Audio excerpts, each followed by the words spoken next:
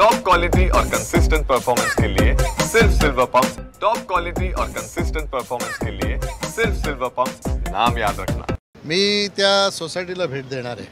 खरं तर काय डोक्यावर हात मारण्याच्या सारखी परिस्थिती आहे। म्हणजे लोकांनी कसा लोकप्रतिनिधी निवडून दिलाय, मला कोणाचं नाव घ्यायचं नाही आणि कोणाच्या आकलेचे तारेही तोडायचे नाही। त्या बिल्डिंगला पोची आहे, ती बिल्डिंग अनधिकृत आणि धोकादायक ही कशी काय ठरवू शकतो, एक लोकप्रतिनिधी कशी ठरवू शकतो हे मला काही कळत नाही।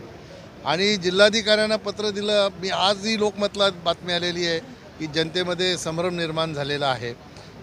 आपलं काम काय आहे, एखादी इमारत जर धोकादायक बिल्डरच्या हितासाठी ठरवली जात असेल तर लोकप्रतिनिधी म्हणून आपण जनतेच्या पाठीशी उभं राहिलं पाहिजे। आणि सुस्थितीत असलेली इमारत धोकादायक ही कोणासाठी ठरवायची होती हेच काही कोणाला कळत नाही आहे। आणि म्हणून राजकारण करताना विकासाकडे केंद्रबिंदू ठेवून जर राजकारण केलं तर अशा गोष्टींकडे लक्ष द्यायला वेळ मिळत नाही। पण यांचं विकासाकडे लक्ष नाही, यांचं लक्षच अशा गोष्टींकडे आहे जिथे जाल तिथे तक्रारी तक्रारी तक्रारी, ह्याच्या पलीकडे दुसरं काही केलं नाही आहे। जनतेच्या आता 7-8 महिन्यातच लक्षात आलेलं आहे।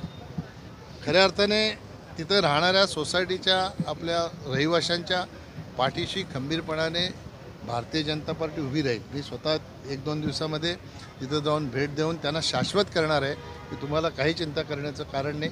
तुमची इमारत सुस्थितीत आहे, त्यामुळे कोणी किती पत्र दिली तरी कोणाच्या पत्राने इमारत धोकादायक ठरत नाही।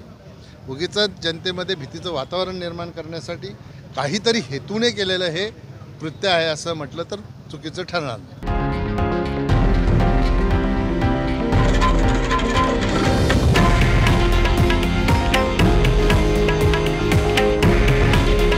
हे आहे देशातील नंबर 1 न्यूज नेटवर्क आणि आपण पाहत आहात TV9 मराठी।